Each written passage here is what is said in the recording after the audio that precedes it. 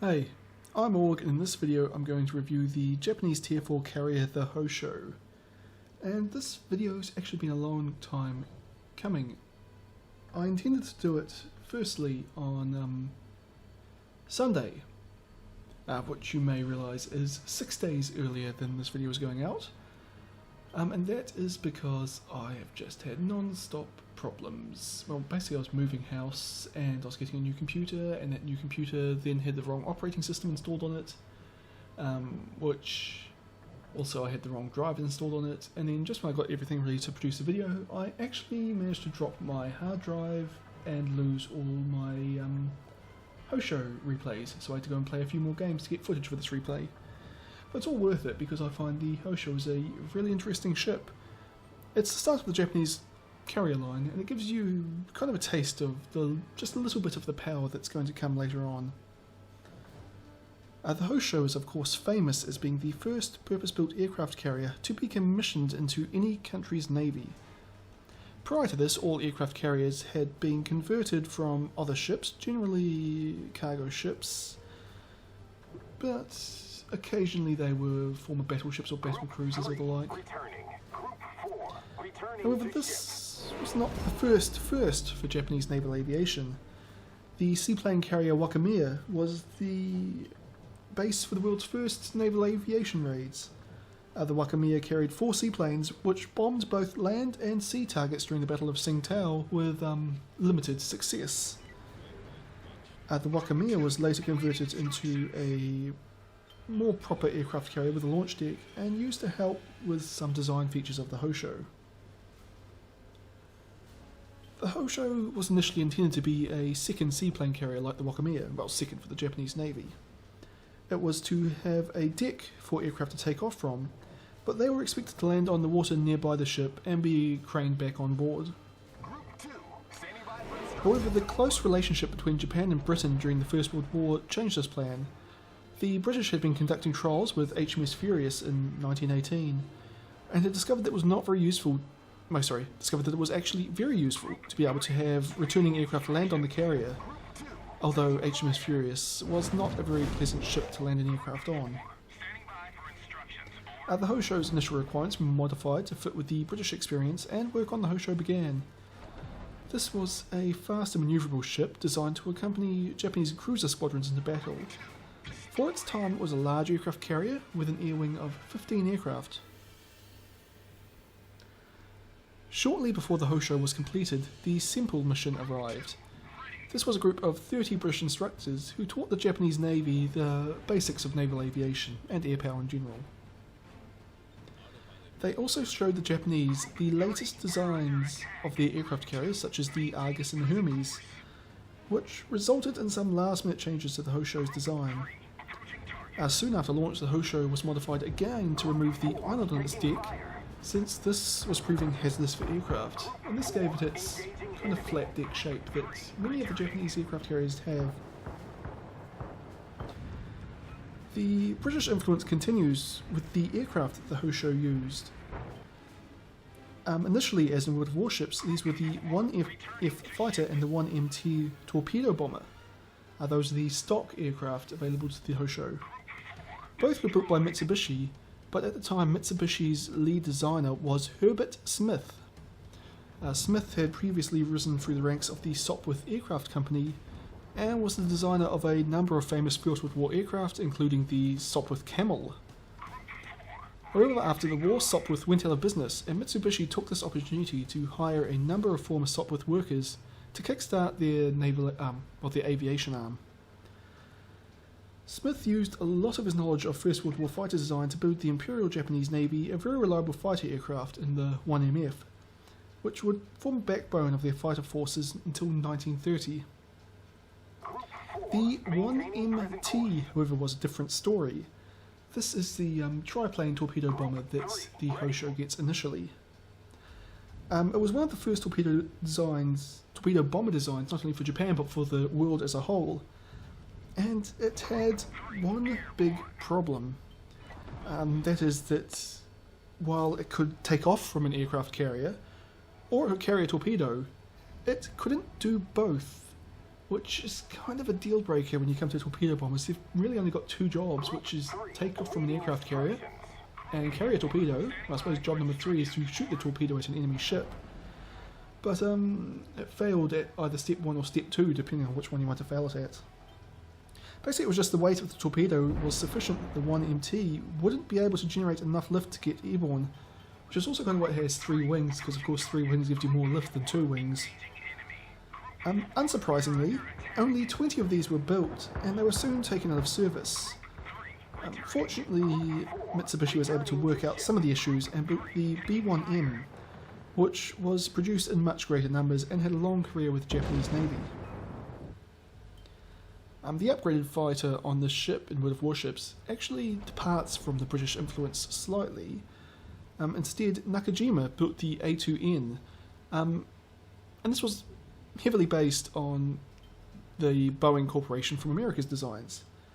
It was a significant improvement over the 1MT, but only a slight improvement of the A1N, which was another kind of copy of a Boeing aircraft, which was also in service. It did replace the A1N eventually, but they existed for a long time. And also the A4N, which was much superior, arrived pretty soon after that point, which kind of limited the length of service of the A2N.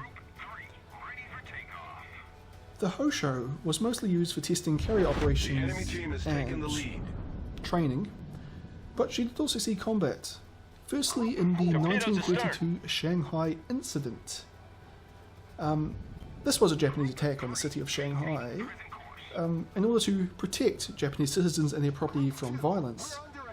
Of course, that violence was likely instigated by the Japanese, and the Shanghai Council had already caved into Japanese demands for greater protection for Japanese citizens before the Japanese decided to attack, which kind of undermines the justification for this incident, but yeah, whatever.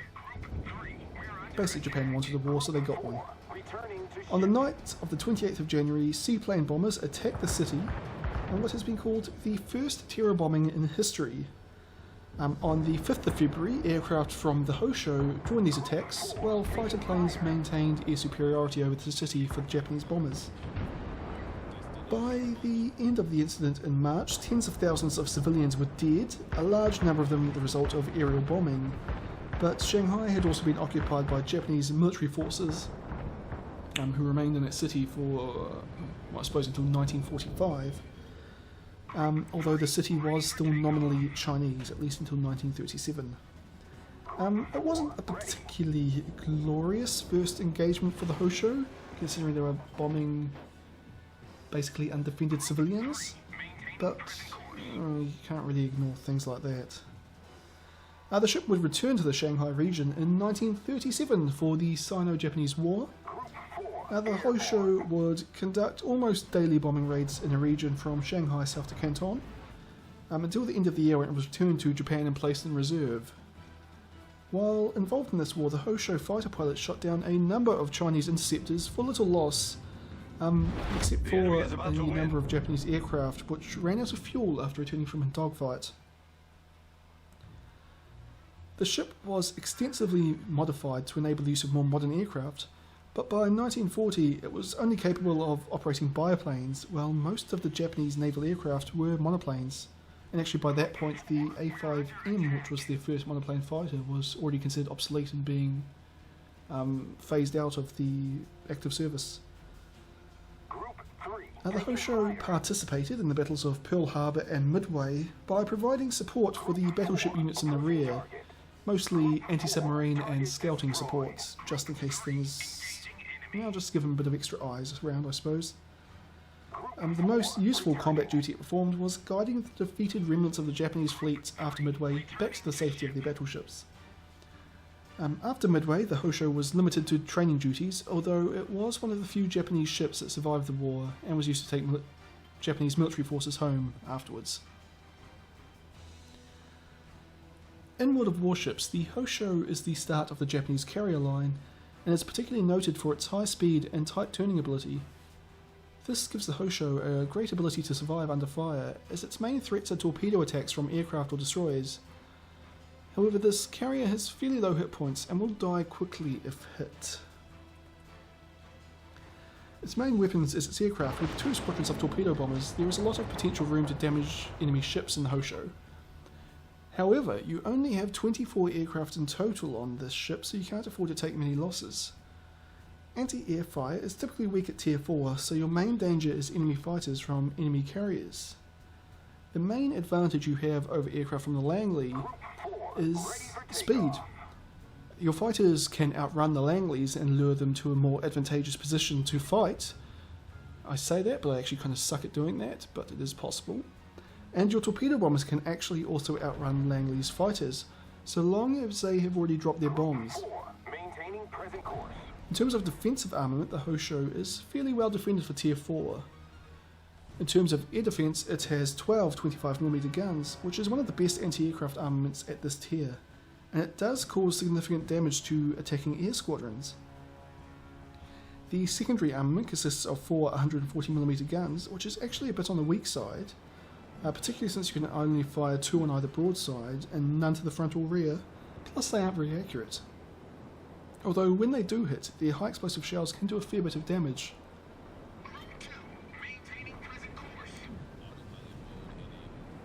I don't think there's really much else of importance to say on regards to the stats of the Hosho, so I'll just discuss tactics for a bit.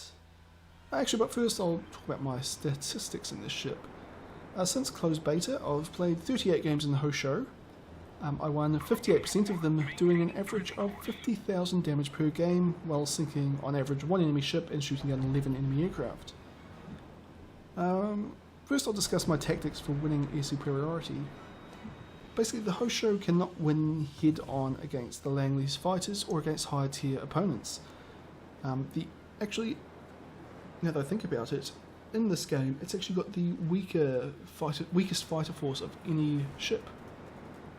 The only viable tactics are to either strike at the enemy carrier and attempt to knock it out of the game, or to draw the enemy fighters over friendly AA guns and fight them there. Both strategies have risks. The big risk of the first strategy is that it will fail to sink the carrier, and you are almost certain to take heavy losses in this kind of attack. And of course the Hosho does not have a lot of reserve aircraft to call upon. Because of this, I tend to favour the second strategy. The major difficulty with this is finding an allied ship with decent AA guns at tier 4. Unfortunately, you're actually sailing in one. I would often actually try and get spotted by enemy aircraft in the Hosho, since this would almost certainly guarantee an aircraft attack, and your 12 25mm guns can actually do a fair bit of damage if given the chance. Especially if you've actually used your fighters to pin down the enemy fighters directly above you or bombers nearby, so they can't escape, and your fighters combined with your anti-aircraft guns will do a lot of damage very quickly. The risk here is that the enemy will keep their fighters out of your anti-aircraft gun range, which is actually fairly short since they're only 25mm guns, and they will just wait until you have to send your bombers out and then pounce on them when they're out of the safety of your anti-aircraft guns. In terms of winning against enemy ships, there are 2 strategies I use in the Hosho. Both use automatic torpedo bombing. Now this is because manual drops are only more effective if you use them to get in close to enemy ships, but this puts your bombers at greater danger from AA fire, and usually the rate of risk is not worth the rewards of manual dropping. Instead, I would use either staggered attacks to try and cause extensive flooding damage, or attack with both squadrons at once in a cross attack, so that dodging one attack will turn the enemy broadside onto the other. In the first, you make sure that your second attack squadron comes in a long time after your first attack. I would generally wait 20 or 25 seconds. The idea is that your first attack run will hit and cause flooding, which the target will then repair, and then your second squadron will arrive, hit them, and also cause flooding, which the enemy will not be able to repair. Even if the target holds off on repairing the first lot of flooding, then they would still take 20 or 30 seconds of flooding damage, which is actually fairly significant.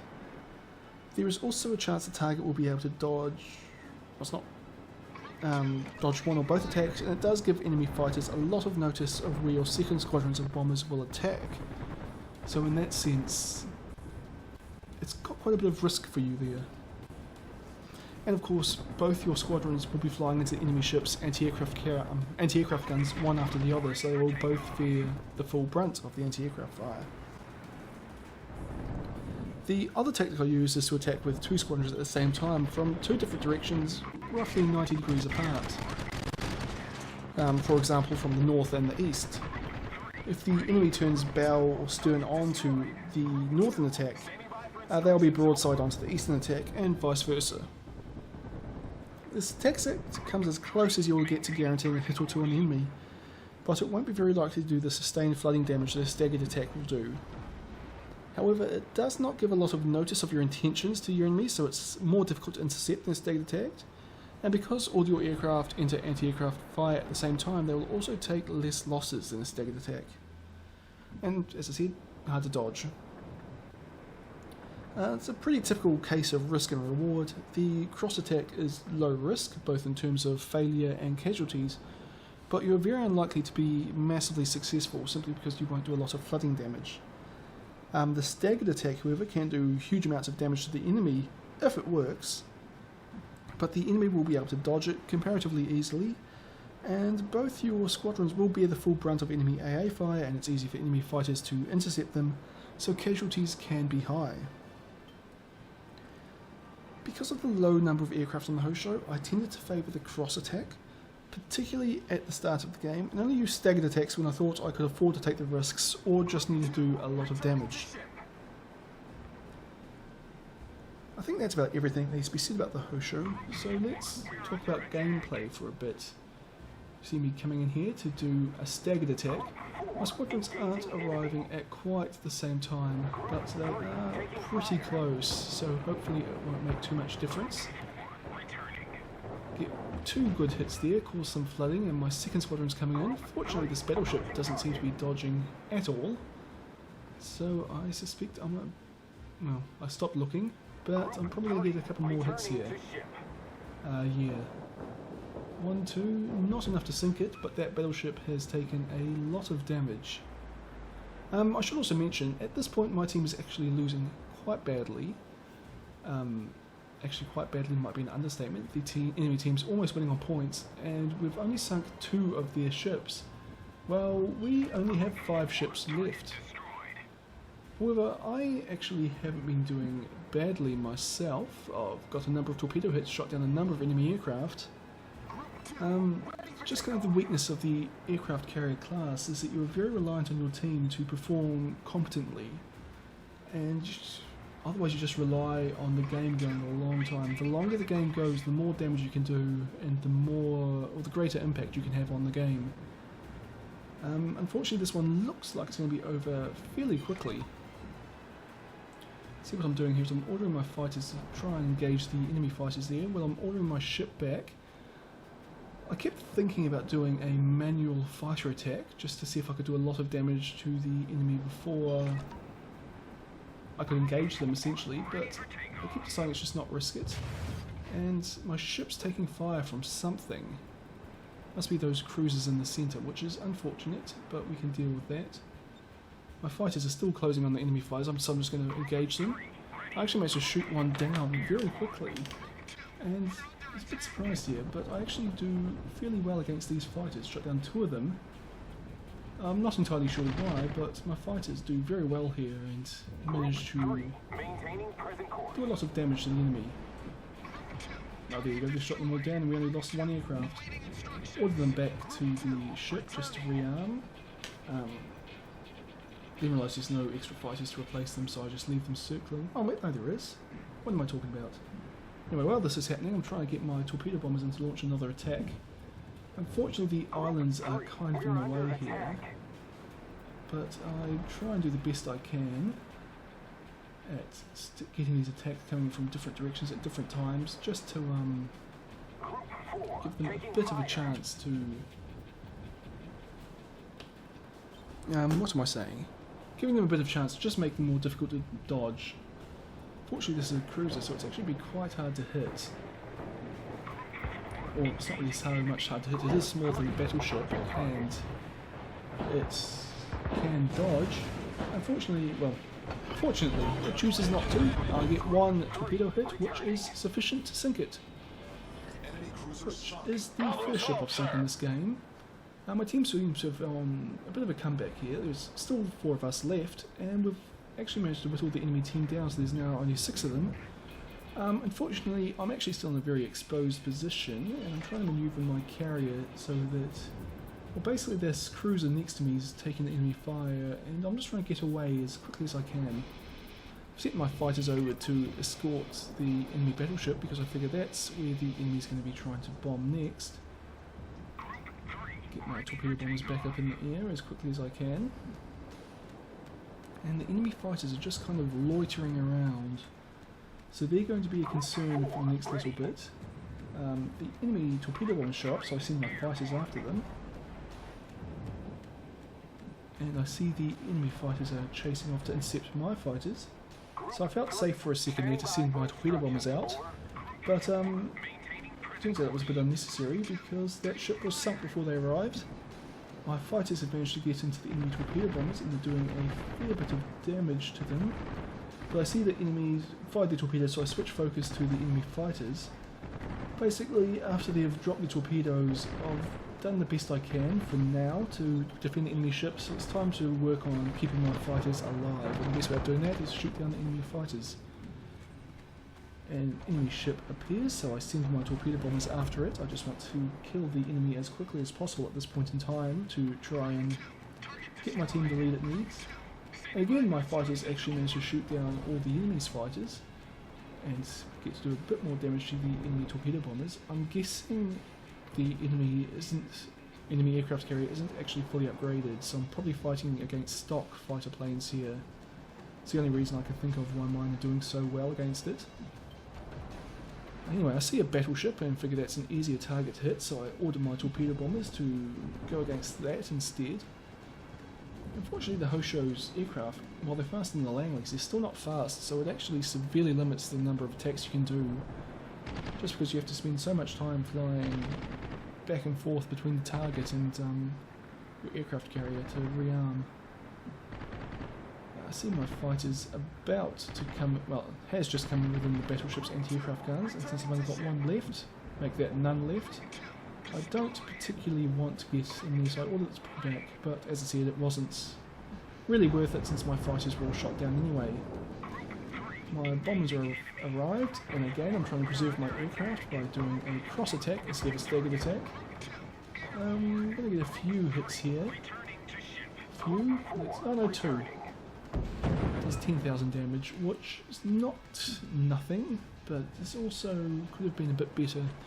I probably should have actually staggered that attack and held one of those squadrons back for a little while, just because that battleship was isolated. I suppose it did have fairly powerful anti-aircraft guns, but I've got a few torpedo bombers in reserve. I could have afforded to lose some at that point, and it probably was worth it, or would have been worth it, to do a bit more damage to that ship, especially if I could have knocked it out of the game at this point. Anyway, the enemy ships remaining, they're actually in a pretty strong position. They've got a lot of hit points left while my team's looking fairly low. So basically I'm going to have to try and knock some of these ships out of the game as quickly as I can, just to give my team a chance. I say that in this Wyoming's almost dead. Get one of my torpedo bombers squadrons back up and decide this time I'm definitely going to do a staggered attack. I'm ordering the second squadron to attack as well, but I know that it's going to be at least 15 or so seconds behind. Fortunately, I'm just looking for a decent angle to attack from. See the enemy torpedo bombers coming. I order my last fighter plane to go and attack them. It actually looks to me like the torpedo bombers are coming to attack me, so I order my anti-aircraft guns to focus fire on them as well. Switch the focus of the direction of attack from my torpedo bombers to allow them a better shot at the enemy battleships. It becomes apparent the torpedo bombers aren't going for me, they're going for the battleship. Again, my fighter manages to spoil their aim, and the battleship's anti-aircraft guns also look like they did a fair bit of damage. Unfortunately, that battleship still dies, but I did the best I could to keep it alive. My torpedo bombers have dropped the torpedoes at this bomber. And it turns out keeping my second squadron back was a good idea since well, it wasn't needed at all. Managed to get 2 hits on that battleship and sink it. So instead I order my torpedo bombers to attack this battleship, which is hugging the border of the map. You'll see me doing a tactic which is kind of successful, or it can be successful against ships doing that, where you just aim straight down the map line, because you know while they can maneuver quickly, they're going to be on the border at some point. There is however one way of avoiding this, and this enemy battleship does it well. So no hits there. Of course, if I had had another squadron ready, coming from a different direction, I probably would have got a hit or two, but that just wasn't going to happen. And right now, I've actually realised the game's almost over. So I'm ordering my ship in towards the enemy base to try and, well, capture it essentially. It's getting a bit late in the game. I really should have done it earlier, especially since in the last minute or so I've actually been going directly away from the enemy base. But wasn't paying attention to the clock. This was a patch 5.0 replay, so I didn't have the person telling me there's only 5 minutes remaining in the game. If they had, I probably would have turned towards the enemy base a bit quicker, and well, I might have been able to capture the base. So I've got some enemy ships up here. I'm holding my squadron number 4 back because, well, basically I want to do a cross attack in this stage of the game. And with both those ships there together, I basically want to make sure I get hits as opposed to... Well, there's a bit of one or the other. I could go for the massive damage, but seeing how, especially that cruiser, how low its hits health is now, the enemy is about I'm to probably win. actually happier just to try and get a hit or 2 on it, because I know that's got a really decent chance of actually sinking this ship. So I set up my cross attack. And now we've just got to wait for our aircraft to fly over there. Fortunately we're actually really close, so it won't actually take that long. Just my course slightly to try and bring me a little bit further away from this cruiser. And just adjust things a little bit. Just to try and get them to arrive at a more similar moment in time. Oh, there's some enemy torpedo bombers flying right up to the north. Wonder what they're doing there. Get 1 hit. Does a fair bit of damage, and hopefully some of these other torpedoes, am I going to get a hit here? 1 more and that sinks that cruiser. So now there's an enemy destroyer somewhere. I wonder where that guy is. Torpedo bombers are clearly coming in after me, so I order my fighters onto them and my anti-aircraft guns to also target the bombers. Where are my fighters? Here they come. I'm basically trying to hold my fighters back to the last moment because I really just want to spoil the enemy bombers' torpedo aim at this point. But oh, take a big hit there from that battleship. Actually, it wasn't that big, but I just don't have a lot of hit points to spare. The enemy torpedo bombers, they don't get the torpedoes off, but they do actually manage to shoot down all my 1 remaining fighter, which is a bit unfortunate, but it's kind of what to be expected. You don't have a lot of reserves, and well, my fighters, they've done their job. Enemy torpedo bombers are coming in, and I'm kind of just hoping my anti-aircraft guns will be enough to kill it. I'm also turning in towards the torpedoes to make it a bit harder on them, but can't really expect a lot. I believe I also pull back on the throttle here, and just managed to avoid its torpedoes, but I was actually kind of expecting my anti-aircraft guns would be enough to shoot down that aircraft. Right now I'm ordering my torpedo bombers to both attack. This situation I would normally have done a staggered attack. However, the combination of the game is getting very late, and I'm actually not confident I'm going to survive long enough to order a second attack. So I'd much rather just give both my squadrons an order to attack, and at least that way I know that they will both do it, even if I die between now and then, or between now when I order the attack and when they actually launch it. So my torpedo bombers have come in. One squadron's launching their torpedoes, the second one's got a much better angle and should hopefully get a few hits.